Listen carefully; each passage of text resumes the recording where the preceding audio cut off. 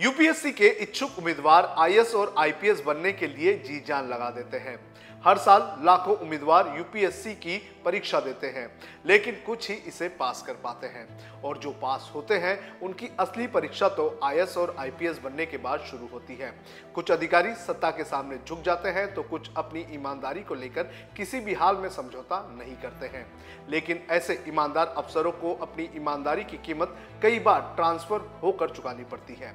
आज हम बात करेंगे एक ऐसे ही आईएएस अधिकारी की जिन्हें अपनी ईमानदारी के चलते 19 सालों में 22 बार तबादलों का सामना करना पड़ा है। नमस्कार, आप देख रहे हैं लोकमत हिंदी और मेरा नाम है सोनू कनौजिया। जिस आईएएस अफसर की हम बात कर रहे हैं उनका नाम है तुकाराम मुंडे। मुंडे 2005 के महाराष्ट्र कैडर के आईएएस अधिकारी हैं। अपने तबादलों को लेकर चर्चा में रहने वाले मुंडे का एक बार फिर से महाराष्ट्र सरकार ने तबादला कर दिया है। मुंडे महाराष्ट्र सरकार के पशुपालन एवं डेयरी विकास मंत्रालय में सचिव के पद पर थे, लेकिन 18 जून 2024 को सरकार ने उनका तबादला विकास आयुक्त असंगठित कामगार के तौर पर कर दिया। मुंडे अपनी ईमानदारी और कड़क रवैये को लेकर हमेशा से ही चर्चा में रहे हैं। कहा जाता है कि जनता की भलाई के कामों को लेकर वो किसी भी हाल में समझौता नहीं करते हैं और इसी के चलते 19 सालों में 22 बार उनका तबादला हो चुका है। हाल ही की अगर बात करें तो मुंडे का यह तबादला ऐसे वक्त में आया है जब दूध उत्पादक किसानों के कई संगठनों ने मुंडे द्वारा किए गए किसानों के विकास के कामों को लेकर उनकी सराहना की थी। कुछ वक्त पहले ही किसान संगठन के लोगों ने महाराष्ट्र के मंत्रालय में आकर मुंडे का सत्कार किया था। कहा यह भी जा रहा है कि मुंडे की ईमानदारी मुंडे की तबादले की वजह भी है। मुंडे के पिछले 19 साल के करियर की अगर बात करें तो कई बार उनके ट्रांसफर के पीछे राजनेताओं की नाराजगी बताई गई है। कैसा रहा मुंडे का कार्यकाल, इसकी बात करते हैं। मुंडे का प्रशासनिक अधिकारी के तौर पर कार्यकाल 2005 में शुरू हुआ था। मुंडे की सबसे पहली पोस्टिंग सोलापुर में उप जिला अधिकारी के तौर पर हुई थी, लेकिन वो सबसे ज्यादा चर्चा में उस वक्त आए जब उन्हें पुणे म्युनिसिपल परिवहन महामंडल की कमान सौंपी गई थी। कहा जाता है कि मुंडे के आने के बाद पीएमटी की बसों की कायापलट हो गई। जो बस सेवा राम भरोसे चलती थी, उस बस सेवा को बेहतर बनाने का काम मुंडे ने किया।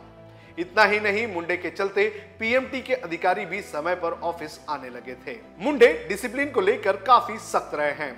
हालांकि मार्च 2017 में उन्हें पीएमएल का सीईओ बनाया गया था, लेकिन महज 1 साल के भीतर उनका ट्रांसफर नासिक में म्युनिसिपल कमिश्नर के तौर पर कर दिया गया था। पुणे और नासिक में मुंडे नायक फिल्म के अनिल कपूर की तरह काम करते हुए दिखाई दिए गए थे। मुंडे कई बार आम नागरिक बनकर बस में सफर करते नजर आए तो कभी सड़क पर अधिकारियों को सस्पेंड कर दिया गया। मुंडे के इस स्टाइल ने लोगों को काफी प्रभावित किया। कई बार मुंडे के ट्रांसफर किए जाने के बाद उनका ट्रांसफर रुकाने के लिए जनता सड़क पर उतरकर प्रदर्शन करती हुई भी दिखाई दी। मुंडे महाराष्ट्र के देगलूर उपखंड में उप जिला मैजिस्ट्रेट, नागपुर जिला परिषद के सीईओ, आदिवासी विभाग के आयुक्त, वाशिम के सीईओ, कल्याण के सीईओ, जालना के जिला मैजिस्ट्रेट, मुंबई में बिक्री कर के सहायक आयुक्त रह चुके हैं। सितंबर 2022 में वे स्वास्थ्य सेवा आयुक्त और राष्ट्रीय स्वास्थ्य अभियान के निदेशक के पद पर चुने गए थे, लेकिन इस पद पर उन्हें सिर्फ 2 महीने ही रहने का मौका मिला। कैसा रहा मुंडे का बचपन, इसकी भी चर्चा कर लेते हैं। तुकाराम मुंडे का जन्म 3 जून 1975 को बीड़ में एक सामान्य परिवार में हुआ था। बचपन से ही मुंडे पर जिम्मेदारी का बोझ था।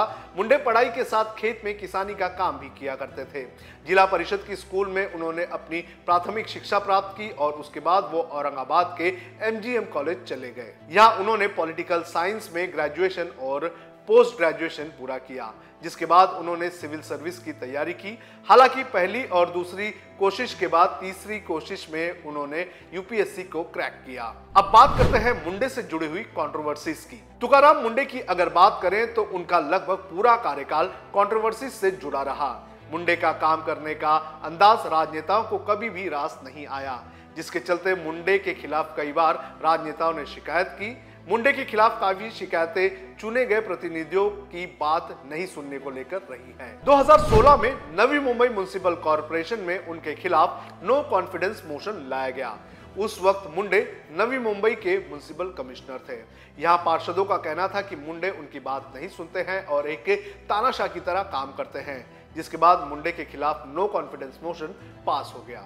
इसके बाद अगस्त 2018 में बीजेपी के कंट्रोल वाले नासिक म्युनिसिपल कॉर्पोरेशन में भी मुंडे के खिलाफ नो कॉन्फिडेंस मोशन लाया गया। यहां भी पार्षदों ने उनकी बात नहीं सुनने और शहर से जुड़े हुए फैसले खुद ही लेने का आरोप मुंडे के ऊपर लगाया। उस वक्त मुंडे ने कहा था कि ये नो कॉन्फिडेंस मोशन मेरे खिलाफ नहीं बल्कि ये नो कॉन्फिडेंस मोशन अच्छे प्रशासन के खिलाफ है।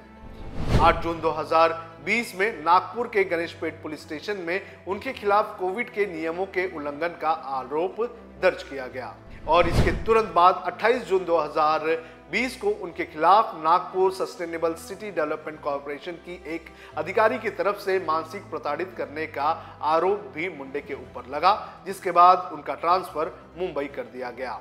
तुकाराम मुंडे के अगर 19 साल के कार्यकाल की अगर बात करें तो उनके अधिकतर तबादले के पीछे राजनेताओं की नाराजगी देखने मिली है। भले ही मुंडे राजनेताओं की नजर में खटकते रहे हैं, लेकिन जनता ने हमेशा से ही उन्हें हीरो बनाने का काम किया है। मुंडे का एक बार फिर से ट्रांसफर हुआ है और इसको लेकर भी लगातार चर्चा हो रही है।